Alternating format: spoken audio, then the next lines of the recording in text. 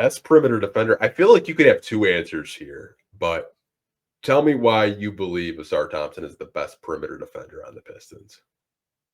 Just watch that playoff series on Jalen Brunson.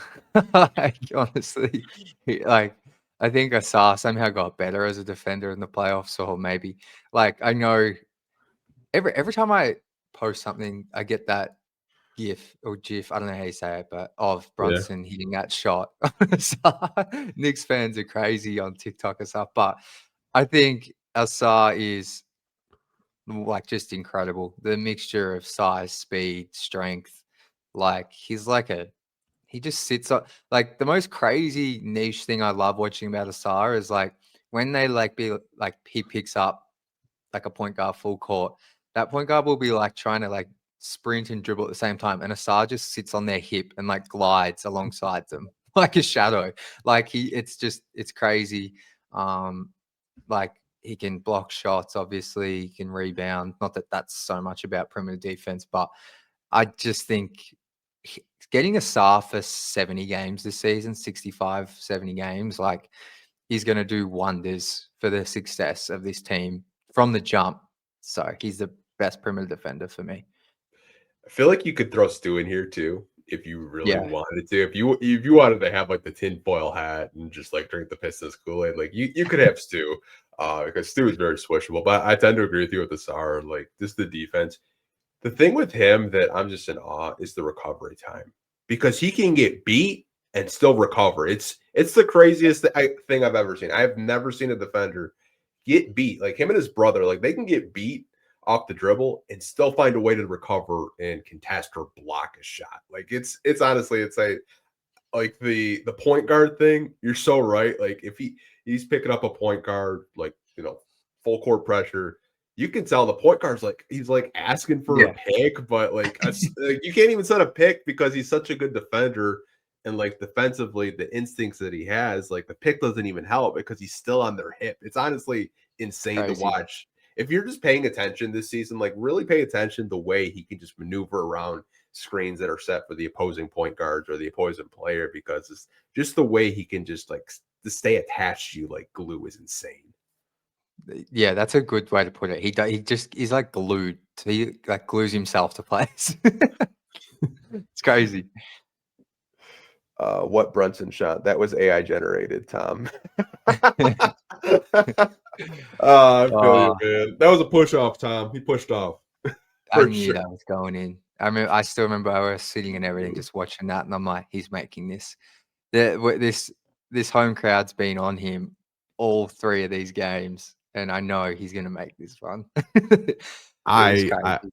I had a feeling like when he kind of shoved him a little bit and he shot it, I was like, ah, Yeah, shit, that's gonna go in. yeah. That and the cat shot. I don't know if you remember the cat shot. Like it was like a fadeaway over like the backboard and it went in. I was like, you gotta be I, kidding me. I literally just posted that before we got on here, my footage of it, because I said I still can't believe he made this, because the crowd was going insane, and then he made that, and then what was crazy, the three he hits a bit later in that game four, where I was sitting, everyone was standing up, I couldn't see, and it wasn't until like I got home and everything that I realized it was a step back from like 35 feet or whatever it is. And I was like, it just made it even worse. I was like, shit, yeah.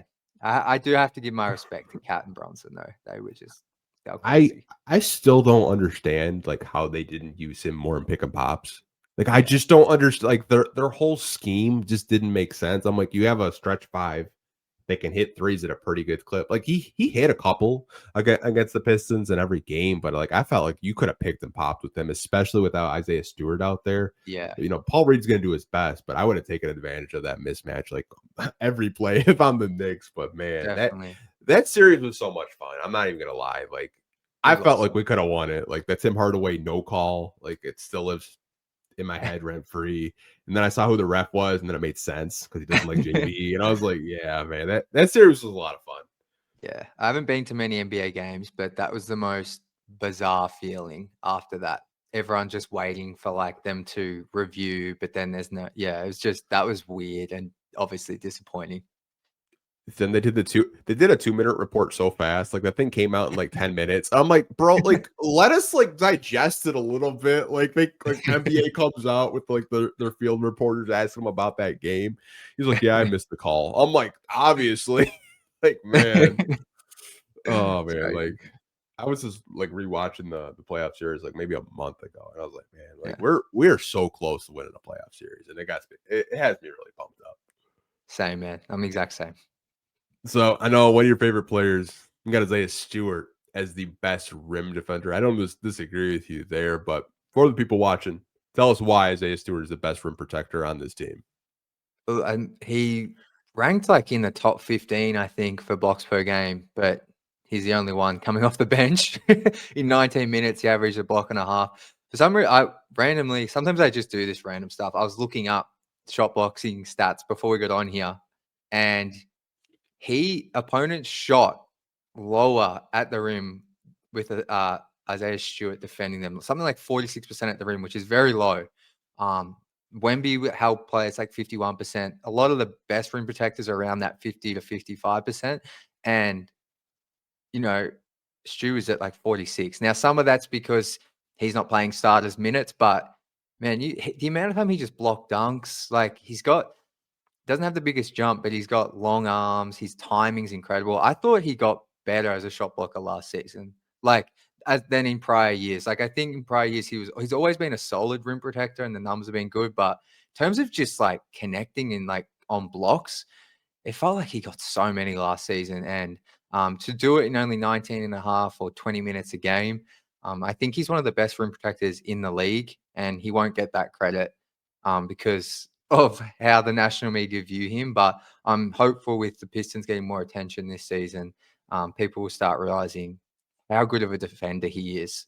Like you mentioned the switchable stuff, like on point with that. I feel like that was what he was most notable for early on, but last year as well, like he got better as a defender. And you might know this better than me, but what are the parameters for him to make an all defensive team, or what have you got to hit? Is it 24 minutes or something, or is it games?